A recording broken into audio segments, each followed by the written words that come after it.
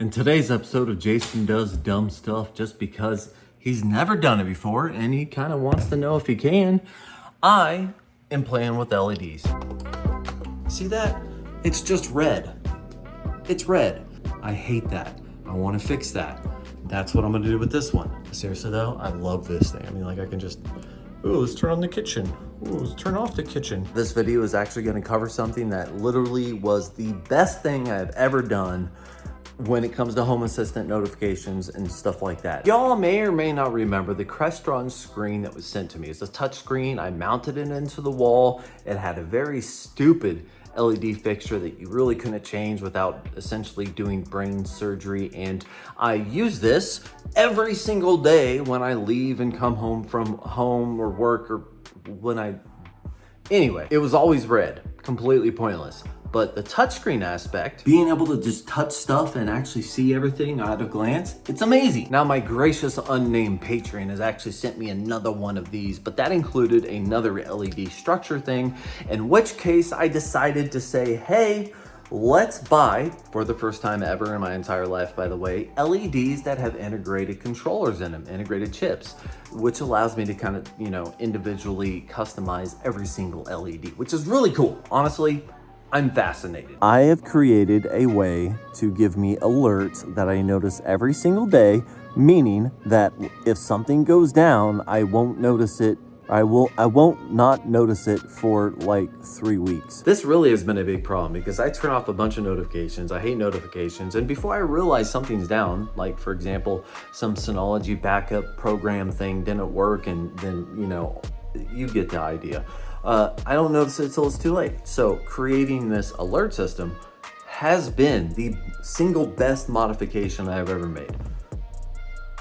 Okay, second or third, but it's up there. Let me give you a quick rundown because I want to kind of show you what I have before I modified everything. That way you kind of have an idea.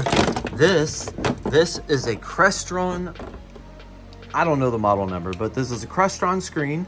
And I now have 2 of them. I haven't figured out what I'm gonna do with this one. However, when this was sent to me, which by the way, this little bracket comes off. I might need 2 hands. It doesn't matter. When this was sent to me, it was sent with this. So this essentially goes behind this like so, right? And then it has LEDs built into the side.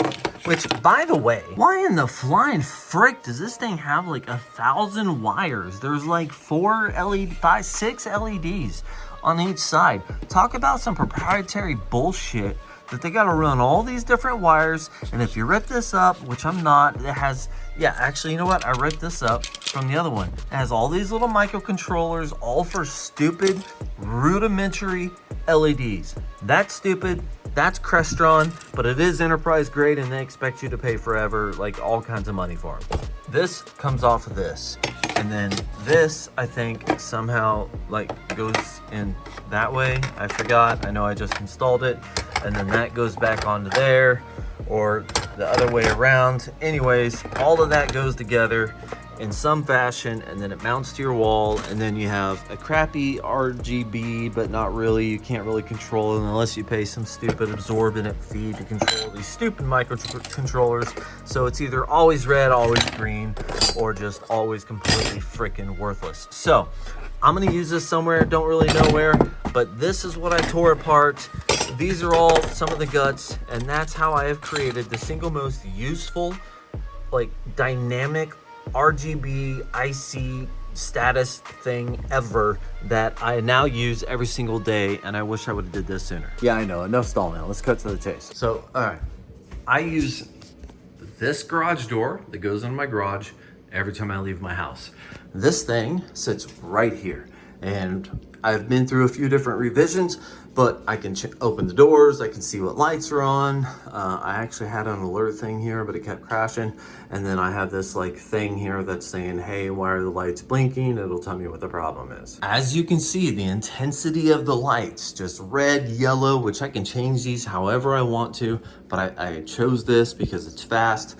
This will tell me if I wake up in the morning and I'm just like, I'm gonna, what's going on? And that tells me there's something wrong. Whereas the previous Jason may or may not have noticed for 1 to 5 weeks, except for water alarms. I had water alarms galore, but you know, that's part of this as well. I ripped out all those LEDs. I custom did like hot glue. I custom did hot glue. I used an ESP32 mini. I wedged it in there, wired everything up, ran every single thing, all the LEDs right off of the USB, which is powered by Ethernet, which means I didn't have to run any other additional power, and that is just freaking amazing. Seriously, I'm talking good about you and you're gonna reboot. Let's take a quick break. I'm gonna sit down. I'm gonna try and explain some of the automations that I created in order to make this thing work for me. Bear with me. I have 2 primary automations. One is essentially to monitor very specific sensors, ones that I identify as the ones that I really wanna know if they go down.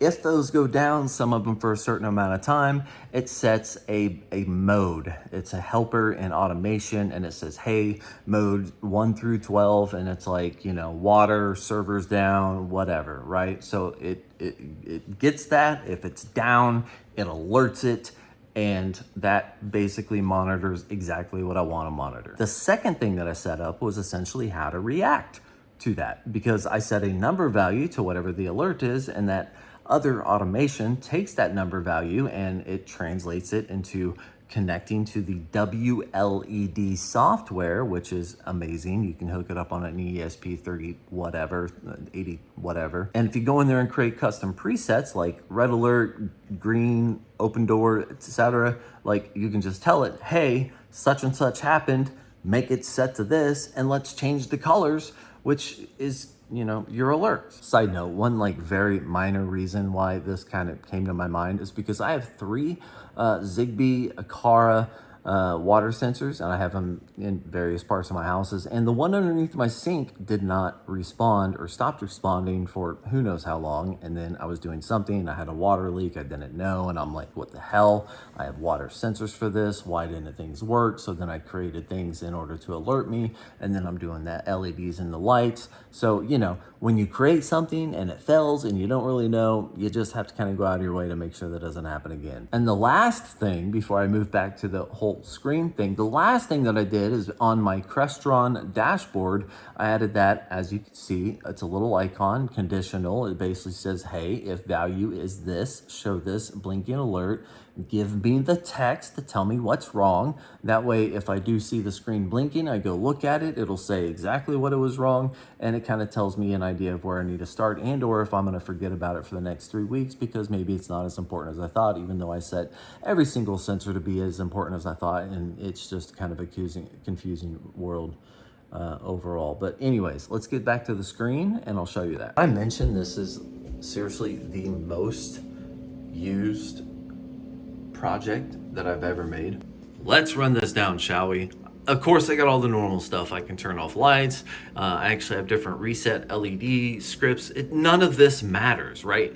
This matters, this little alert right here, and the red and the yellow blinking, which should get my attention.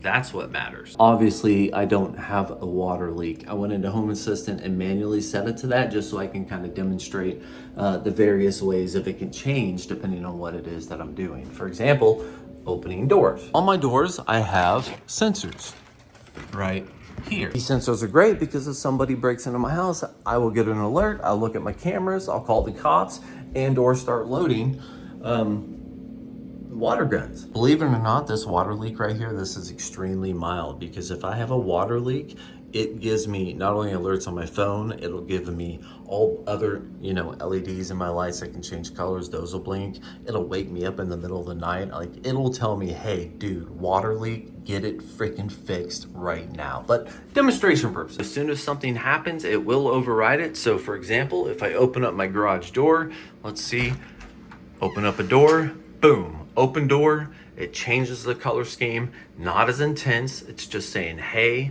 something's going on, just so you know, not that big of a deal, but it does change it. And then as soon as I close it, it'll go to all clear, and then I get more of a greenish bluish thingy that says like, hey, everything's good. Now I have various alerts, things like is my Synology NAS, Loki, is that down? Unraid, is that having, you know, issues, something like that.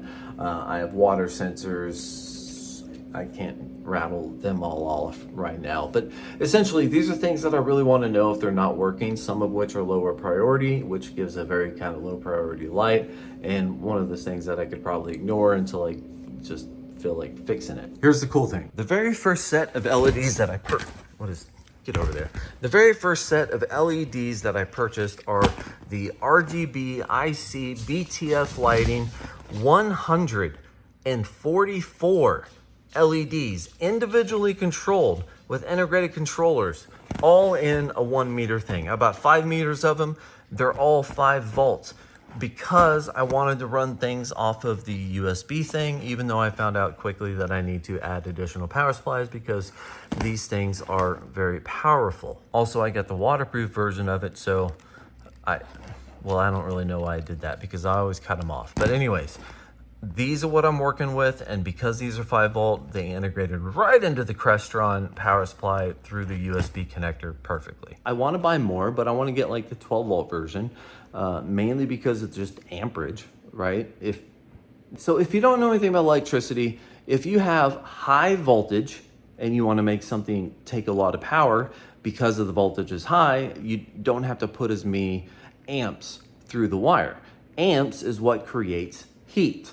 So 5 volts with something that's very powerful is going to heat things up, meaning you need bigger wires and things just get fuzzy. If you get, let's say, a 12 or a 24 volt LED strip, you can do the exact same brightness at a fraction of the amp draw, which means you can get smaller wires, which I plan to do in the future. But this particular thing only took 17 LEDs. I just put, you know, I'm sorry, 32, all of which run perfectly well off the USB port. If you don't know what WLED is, Google it. It is the stupidest, easiest thing you could possibly do. You plug an ESP into your computer, you launch the install website, and it literally just handles everything for you. Integrating it into Home Assistant, writing your own custom scripts, that sort of thing, of course, is gonna be on you. But just getting it to work is stupid simple, which led me to this. I don't know what this is. Okay, if you don't know me, you got to know a few things. One, I'm slow and stupid. Two, I like to do things that I've never done before, and I kind of want to see if I can do it, and I dedicate sometimes way too much time in order to get that done, which is this. And sometimes I get kind of 95% through a project and I realize that I got it working and I don't want to fine tune it, so then it looks like crap and I never go back and fix it. And it's just one of those things that's on my to-do list that accidentally went into the shredder. Exhibit A. This, in my mind, if I could 3D print like some holsters or whatever, and I could just, you know, put these in places that maybe added accent lighting and look good, and I don't know. Anyways, I made this, I finished this, let me show you. The mounting on this is like iteration 3, maybe 4, just to try to get everything to the wall correctly. The idea was to bring it off the wall, shine into a corner, that way it wasn't, you know, too crazy. It would just be more like reflective ambient lighting off of corners, which I guess kind of worked. What I did, because I really don't have anywhere to mount it right now, is that I hung it on my, you know, Stranger Things array of lights up there, and it's holding, right? But I have these brackets on each side. These are meant to put screws into, however it is that I want to mount it. It has a absurdly ridiculous power wire just running down the back, and because I got the 144 individually controlled LEDs per meter. This thing draws some power. It takes some amps. So when I maxed it out and was peaking with it, I was getting upwards of 7.5 amp draw just to light this thing, and that's a little ridiculous. So not only did I have to find a normal AC to DC converter power supply, which I did. It's this thing. It does 12 volts at 5 amps, so that's more than enough for what I need. And then I also got on eBay and I bought a 20 amp capable buck converter that takes the 12 volt signal, bumps it down to, I have it set to 5.2 volts, And then that allows me to run everything, including the ESP32 and the lights, and have plenty of amp draw in order to run it at full power, if and which I want. Which, hey, you know, the cool thing is depending on like what setting you, that's not the best setting, but depending on what setting you have, like it runs at maybe a third of the power to a fourth of the power, even on the brightest setting. It's all the different effects. They activate different RGBs and stuff like that. So it's not always pulling stupid amounts of amps. But let's say you had this thing wrapped around your house and you just wanted to light it up. Like, you can draw some serious amps. Out of pure curiosity, I went around my house just to get a rough guesstimate of what it would be like to use something like this for Christmas lighting. And I don't remember the exact numbers. So let's say I go with the 144s instead of the 60s. If I were to wrap a majority of my house, I would be looking at $1,500 and some. And we're talking power supplies, wires, mounting, stuff like that. If I were to do the 60 instead of the 144 LEDs, it would be about $560. Long story short, I don't really want to do that. Although I've never done it before, therefore I don't know if I really can, which means it's always a possibility. So this thing is not nearly as useful as my screen, just because I don't walk past it every day. However, it is temporarily in my living room, which means I could pay attention to it. But my original idea, and this is, look at this, that's just the full length bar with my, you know, ghetto little 3D printed mounting mechanisms. But my original idea was that if I were to cut these bars down to slightly more manageable sizes, then if I actually knew how to decorate and add ambient lighting to my house, then I could spread those around the house to make it a very elegant ambient lit area. I don't know how to do that, and I'm pretty sure it would look stupid, but it could be a thing. At this point, this is just boring. So one last thing. This is something that I also I stopped, but I also explored. I think it's kind of cool. Nate sent me over this like sensor that was way more advanced than some crap that I was messing with. It's this two-way human thing. This sensor right here, it's by Skreek, S-C-R-E-E-K. Basically, what this does is it not only is a millimeter presence sensor, but it also calculates the X and the Y of whatever target is in front of it. And it easily works with Home Assistant, and I spent the better part of a week finding a way to make it to where, like, if I move from one side of the room to the other, the LED would follow me, right? So it'd just be like scanning, looking at me as I walked around, which was, it was kind of cool. It wasn't perfect. I'm not a programmer. I was making all that from scratch, but because of the X, Y, and all that other stuff, it's like you get closer, it gets brighter, you move away, it gets dimmer, you walk to a certain side of the room, it'll fall, etc. It was actually kind of a cool idea. So I want to try to explore more on that if I get better at programming. And well, yeah, that's it. The point of that is that when you go through and you're programming things like that, is that you can actually set it to where when you address an LED bar like that, that you can say, hey, I want to set this one LED at a certain brightness, color scheme, etc. And I want to like manipulate those on an individual letter, which allowed me to make, you know, just a scanning back and forth, you know, LED thing. I mean, hypothetically, if I were to make this bar or similar or just whatever, have my Christmas lights, I could have so many cool effects. I could do motion sensors. I could do all kinds of things with this. It's stupid amounts of money, but I could. So here's what I'm gonna do. I'm gonna take this, you know, because you open the door, let's change it, changes colors, etc. What I'm gonna do is I'm gonna try to remember to paste the different things that I did, including the dashboard icon, the color changing mode, and the helpers and stuff like that. Hopefully I can remember to do all that, but you know, I'll try to post all of that in the description down below. By any chance, if you are thinking about any of this stuff, like, first of all, get a 12 volt or 24 volt. The wire, anyways, that all sucks. Second of all, these things can draw some power if you turn up all the way. Like, when you're looking at 50, 60, 70, 80, 100 amps in order to run, let's say, Christmas lights, that is just dumb. So keep all of that in mind. How much light do you really need? How many LEDs do you really want to control? And how much money are you willing to spend on power? I know I've been like severely lacking on my like schedule for publishing videos. There's, you know, things going on with me, but now I'm going to start kind of sort of looking at the next steps of the EP Cube because I put that on hold. There's a thing, but anyways, I'm going to try to get back into that, try to get that rolling because especially today we had some storms, I lost power and it was just kind of a thing. So hopefully you should see some EP Cube content coming soon-ish, give or take some ish. And then let me know if you want me to do anything with these lights. Let me know if you need any kind of source code. Let me know if you if I forget to link a product, whatever. I think these are super cool because of how much control you can give them.